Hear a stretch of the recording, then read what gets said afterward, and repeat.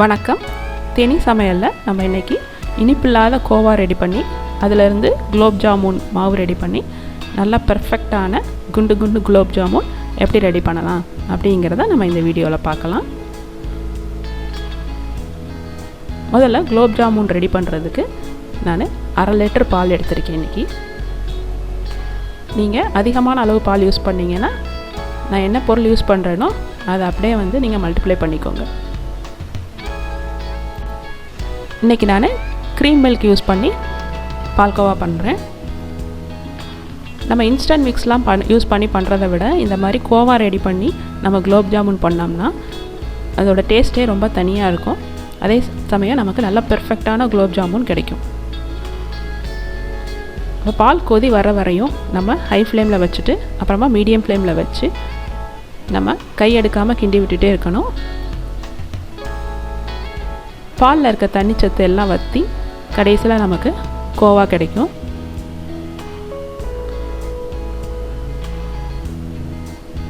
நம்ம ரொம்ப ட்ரை ஆகிற வரையும் கிண்ட வேண்டாம். இந்த ஸ்டேஜ் வந்ததும் நம்ம இதை வேறு ஒரு பாத்திரத்துக்கு மாற்றிக்கிடலாம்.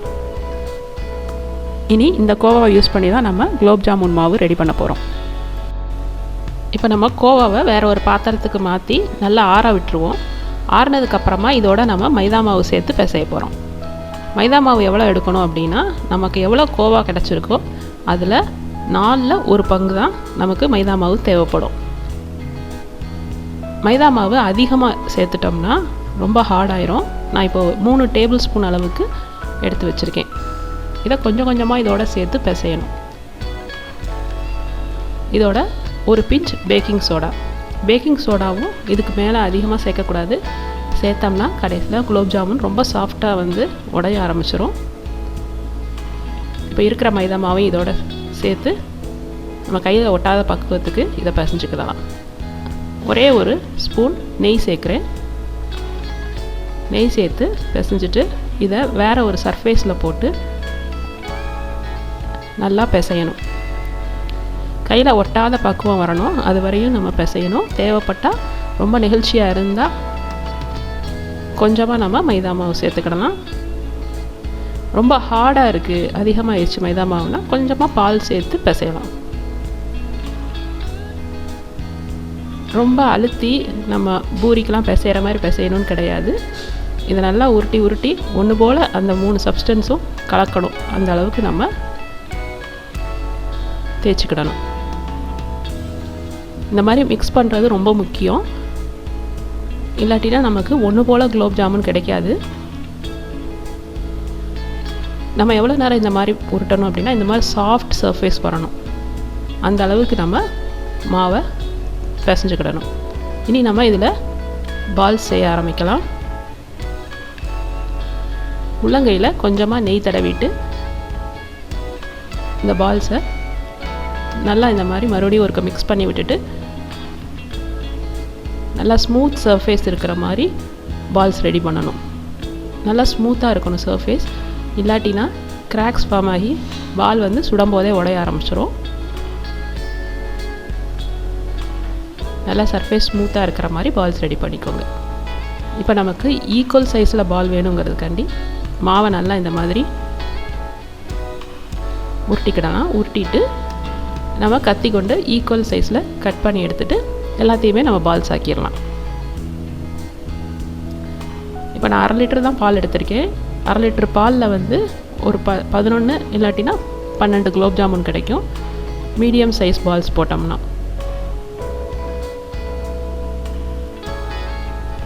இப்போ நான் எல்லா பால்ஸையும் உருட்டி ரெடி பண்ணிட்டேன்.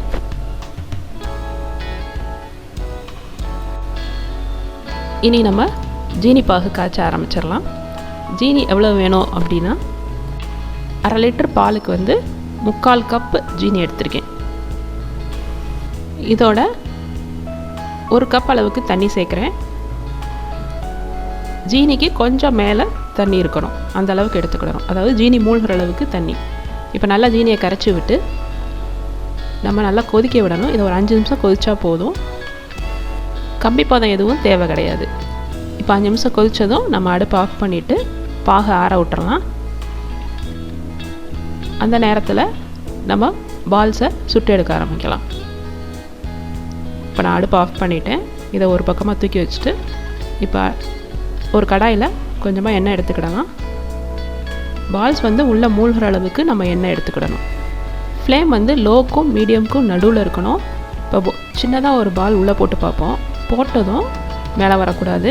மெதுவாக அது கொஞ்சம் கொஞ்சமாக பபிள்ஸ் விட்டு அப்புறமா மேலே ஃப்ளோட் ஆகி வரும். அந்த ஸ்டேஜ் தான் கரெக்டு. அதை செக் பண்ணிவிட்டு நம்ம மிச்சம் இருக்க பால்ஸ் எல்லாத்தையும் உள்ளே போடலாம். முதல்ல 4 பால்ஸ் போடலாம். போட்டதும் கிண்டக்கூடாது. எண்ணெயை மட்டும் நம்ம இப்படி மேலாப்பில் தெளித்து விட்டுகிட்டே இருக்கணும். அது கொஞ்சம் நேரத்தில் தானாகவே ஊதி மேலே வந்து ஃப்ளோட் ஆகும். அதுக்கப்புறமா நம்ம எல்லா பக்கமும் உருட்டி விட்டுக்கிட்டே இருக்கணும் பால்ஸை. அப்போ தான் வந்து யூனிஃபார்மாக எல்லா பக்கம் வெந்து கலரும் நமக்கு யூனிஃபார்மாக கிடைக்கும். இது வந்து கொஞ்சம் ஸ்லோவாக தான் நடக்கும். நம்ம தீயை கூட்டியோ குறைச்சோ பண்ணக்கூடாது. அதே லோ ஃப்ளேம்லே தான் அடுப்பு எரிஞ்சிகிட்டே இருக்கணும். இப்போ கொஞ்ச நேரத்தில் நமக்கு யூனிஃபார்மாக எல்லா பக்கமும் ஒரே நிறம் வந்துடும்.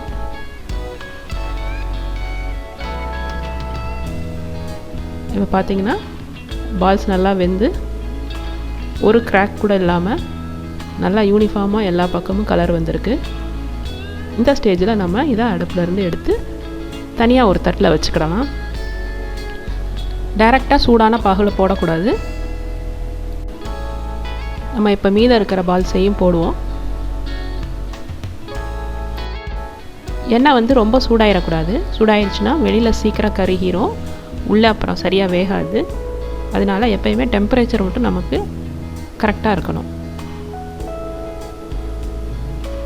பாருங்க, ஸ்லோவாக அந்த பால்ஸ் வந்து கொஞ்சம் நேரத்தில் மேலே வந்து மிதக்கும். அப்புறமா நம்ம ஃபுல்லாக ஊட்டி விட்டுட்டே இருக்கணும். அப்போ அந்த கலர் சேஞ்சும் ஸ்லோவாக தான் வரும். இப்போ நம்ம இன்ஸ்டன்ட் மிக்ஸ்லாம் போடும்போது அதில் சில நேரம் கலர் பவுடர் ஏதாவது சேர்த்துருந்தாங்கன்னா சீக்கிரமே நமக்கு கலர் வர ஆரம்பிச்சிடும். இது வீட்டில் செய்கிற கோவாக்கு வந்து இந்த மாதிரி தான் வரும். ஒன்று போல் கலர் வந்ததுக்கப்புறமா நம்ம இதை எடுத்து மறுபடியும் தட்டில் வச்சுக்கலாம். இப்போ நம்ம ஜீனிப்பாகை செக் பண்ணி பார்ப்போம்.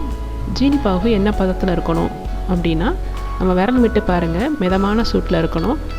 ரொம்ப ஹாட்டாக இருந்ததுன்னா உள்ளே போட்டதும் கொஞ்ச நேரத்துலேயே வந்து நமக்கு எவ்வளோ தூரம் ஊதி வந்திருக்கோ அது எல்லாமே அப்படியே சப்புன்னு சுருங்கிடும். மிதமான சூட்டில் போட்டிங்கன்னா நல்லா ஜீரா உள்ளே இழுத்து அது நல்லா இன்னும் நல்லா விரிவடைஞ்சு வரும்.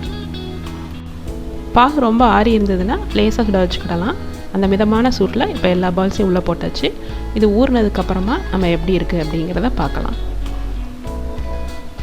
இப்போ பாருங்கள், ஒரு 3 மணி நேரம் ஆயிடுச்சு. நல்லா பால்ஸ் ஊறி வந்துருச்சு. எந்த விதமான கிராக்கும் இல்லை. அதே மாதிரி நமக்கு ஒன்று போல் சைஸில் இருக்குது எல்லா பால்ஸும். இப்போ நம்ம இதை கட் பண்ணி பார்க்கலாம். பாருங்கள், நல்லா ஜீரா உள்ளே இழுத்துருக்கு. நல்லா சூப்பர் சாஃப்டான குலோப் ஜாமுன் ரெடி. நீங்கள் இதே மாதிரி குலோப் ஜாமுன் செஞ்சு பாருங்கள். நான் சொன்ன டிப்ஸ் எல்லாத்தையுமே வந்து நீங்கள் அப்ளை பண்ணுங்கள். ஹாட்டான ஜீராவில் பால்ஸை போடக்கூடாது. பால்ஸ் வந்து உருட்டுற விதம் வந்து நமக்கு ரொம்ப முக்கியம். அதிகமாக மைதா மாவு சேர்ந்துட்டோம்னா ரொம்ப ஹார்டாயிரும். அதிகமாக பேக்கிங் சோடா சேர்த்தாலும் ரொம்ப சாஃப்டாகி உடஞ்சி போயிடும். இதெல்லாம் வந்து நீங்கள் யூஸ் பண்ணி பாருங்கள். பண்ணி பார்த்துட்டு உங்கள் கமெண்ட்ஸ் அனுப்புங்க. இந்த வீடியோ பிடிச்சிருந்தா லைக் பண்ணுங்கள், ஷேர் பண்ணுங்கள். மறக்காமல் சேனல் சப்ஸ்கிரைப் பண்ணுங்கள். தேங்க்யூ.